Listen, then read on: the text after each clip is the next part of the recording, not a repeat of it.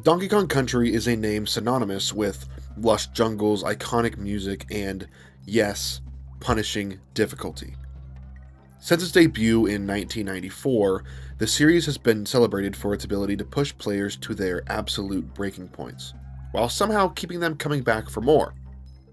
In a world of hand-holding tutorials and overly forgiving checkpoints, Donkey Kong Country stands as a testament to the idea that difficulty, when done correctly, isn't a barrier to enjoyment, but the very heart of it. From the very beginning, Donkey Kong Country was designed to challenge players, but its difficulty isn't born from arbitrary frustration. Rare's developers understood that difficulty must be purposeful. It must have meaning and should not just exist to exist. Every obstacle, enemy, platform placement in the series is crafted to teach players something new, whether they realize it or not. It's almost like a roguelite in that way. Take the barrel blasting sections, for example. These parts of the game aren't just reflex challenges. They are essentially puzzles that force players to carefully focus and observe timing, anticipate movement, and trust their instincts.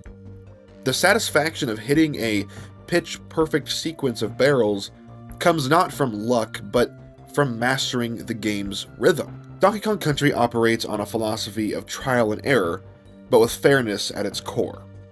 Levels often feel impossible on a first run, especially in Diddy's Conquest.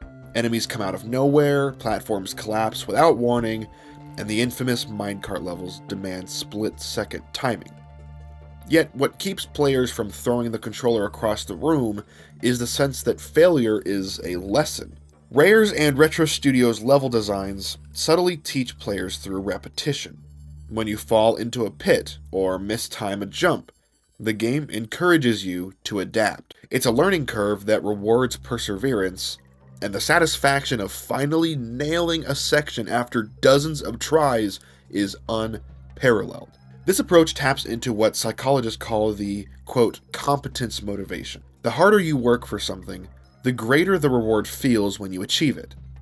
That's why finishing a tough Donkey Kong Country level feels like an accomplishment, because it was. One of the most hotly debated aspects of the series is its use of checkpoints and limited lives.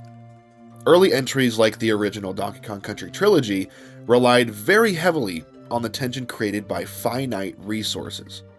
Lose all your lives, and you're sent back to the start of the world. This mechanic amplifies the stakes. Every jump, every roll, every banana collected feels significant because failure has true consequences. Yet, even as newer entries like Tropical Freeze moved away from lives, they maintained that tension through clever checkpoint placement and escalating difficulty curves. And the live system is still there in Donkey Kong Country Tropical Freeze, it's just much more lenient. Checkpoints are another masterstroke. They're placed just far enough apart to make progress feel meaningful, but close enough to prevent discouragement. Every Donkey Kong barrel smashed open is a small victory, a promise that the game respects your effort and the show must go on. Music plays a surprisingly important role in how Donkey Kong Country balances difficulty and satisfaction. Composers like David Wise and Kenji Yamamoto crafted soundtracks that mirror the emotional journey of the player. Tracks like Stickerbush Symphony and Fear Factory add a layer of atmosphere that turns frustration into reflection and determination. After a grueling sequence of barrel blasts or enemy gauntlets, the music shifts to something serene, signaling a moment of respite. It's these moments of contrast that make the difficult sections much more bearable and more meaningful, and the eventual victory more rewarding. Ask any fan of the series about the hardest level they've ever played in Donkey Kong Country, and their response will likely come with a mixture of frustration as well as pride. Levels like Animal Antics in Donkey Kong Country 2 or Wingding in Tropical Freeze stick with us because they demand mastery of every mechanic the game has taught us up to that point. These levels, they do test your reflexes, but they also test your memory, your adaptability, your endurance, and completing them feels like conquering a final exam. a true validation of everything that you have learned and studied up to that point. When Retro Studios took the reins of the franchise, they brought the difficulty to a new generation of players. Returns, yes, but Tropical Freeze in particular introduced new mechanics in the underwater sections that were absent from the original trilogy, and underwater sections were completely absent in Returns, and new dynamic camera angles that added a lot of layers of complexity to the game. The addition of a hard mode, where players can't take any hits and lose checkpoints, catered to those who crave the ultimate challenge. Yet, even in its most punishing moments, Tropical Freeze never feels unfair. It simply raises the stakes. Despite, or perhaps because of, its difficulty, Donkey Kong Country has cultivated a very devoted fanbase. Speedrunners flock to the series, relishing the precision that it demands. Casual players revisit it, drawn by the nostalgia of mastering its brutal but fair design. In a gaming landscape where accessibility is often prioritized, Donkey Kong Country reminds us that difficulty can absolutely be a form of respect. It trusts the player to rise to the occasion, to learn, to adapt, and eventually to succeed. Donkey Kong Country's difficulty is a challenge, sure, but it's also a journey of persistence, growth, and satisfaction that sticks with the players after the game's already done.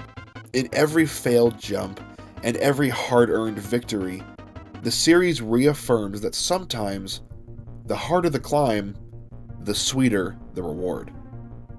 I wanted to thank everybody once again for watching this video.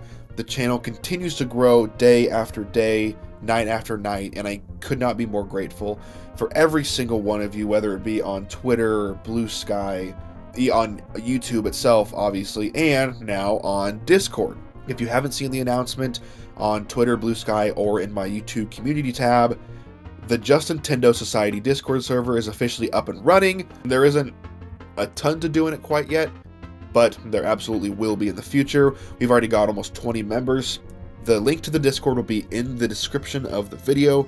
Please feel free to join. It's completely free. It's not locked behind memberships or a paywall or anything. Anyone who enjoys my content can join and interact with me, and we can maybe do some collabing or anything, whatever your heart's desire. I want to be more interactive with the community, and Discord is the perfect way to do that. So thank you guys so much again, as always, for watching. I look forward to seeing you guys in the next video. By the time this video goes up, Christmas is only 3 days away. So have a great Christmas, have a happy holidays, whatever you do to celebrate, and I will see you guys in the next video. Join the Discord, have a great day, and take care.